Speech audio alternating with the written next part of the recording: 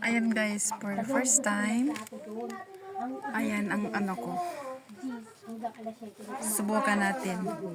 Baka manalo tayo ng loto. Ayan. Balit ng ganito, magdiwalang ano. Ako kaisa-isang princess.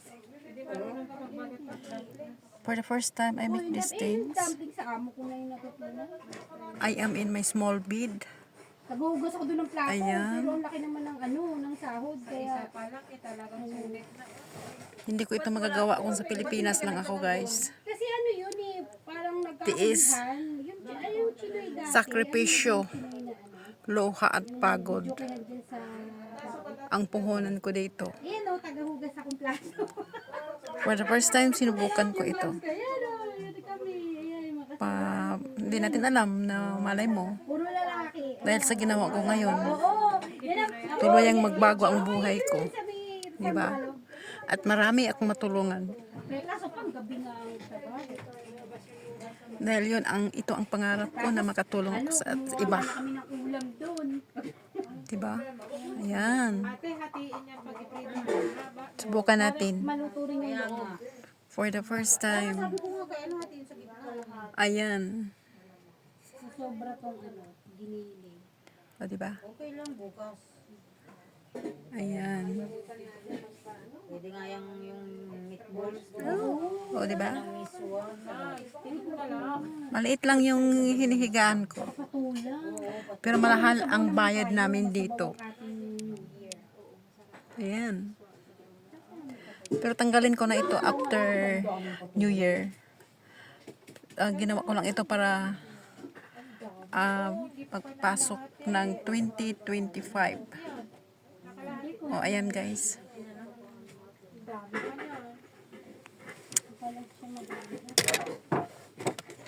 Ilang piraso ba ito, Madi? Ayan. Maliit lang yung bed na nilirintahan ko. Tapos mayroon pa akong mga gamit nasa tabi ko. Hindi ako maluhong tao. Ginawa ko lang lahat. Lalong-lalo na sa trabaho ko, sinusunod ko yung amo ko. Yun, para magtagumpay tayo sa buhay. Dahil ang kinikita ko dito ay hindi ko kayang kitain sa Pilipinas. So, pasalamat ako kay Lord, unang-una, sa mga anak ko rin na sumusuporta sa akin, at saka sa mga magulang ko din, Ayokong isipin. na nagdasal din para sa akin dahil nasa malayo ako. At siyempre, nag-iisa lang ako dito. Sinubukan kong pinapunta ang anak ko pero hindi niya kaya ang trabaho ko. Kaya yun, umuwi ng Pilipinas. So doon siya masaya. So okay. So ako, nag-iisa ako dito ngayon. Marami akong mga nakasama dito sa boarding house. Pero syempre, hindi natin sila... mas iba talaga yung pamilya ang kasama mo. So okay. So sa ngayon, medyo hindi ako masyadong... So ayan.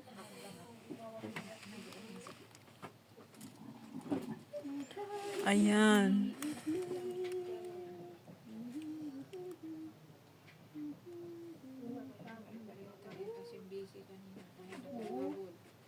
Tapos yung amo, bad trip na. Kala ko hindi na binagbigay. So yan. Dalawang itlog. Ayan, dalawang itlog ko. May coins ako. May isang apple. At meron akong isang cake. Ayan. Nalabang ko yung mga tuwalya. Ayan. Tapos meron akong, syempre, yung biko na sinasabi ko sa inyo, yung nagla-live ako kanina. Ayan, yun ay yung biko ko. Lahat pa, no? Pangdikit ng biyaya. Mabilis din kumilos. Okay? Nakakalat sa bahay namin. So, ayan. Maliit lang yung bed na ginagalawan ko, na hinihigaan ko. Pero malaki ang aming rent dito. Oo, ayaw nila. So, ayan. Amo ko lang niya. Parang isang linggo yan. Laway-lawayan na. Amoy laway nga yung bathroom. No? Ayan.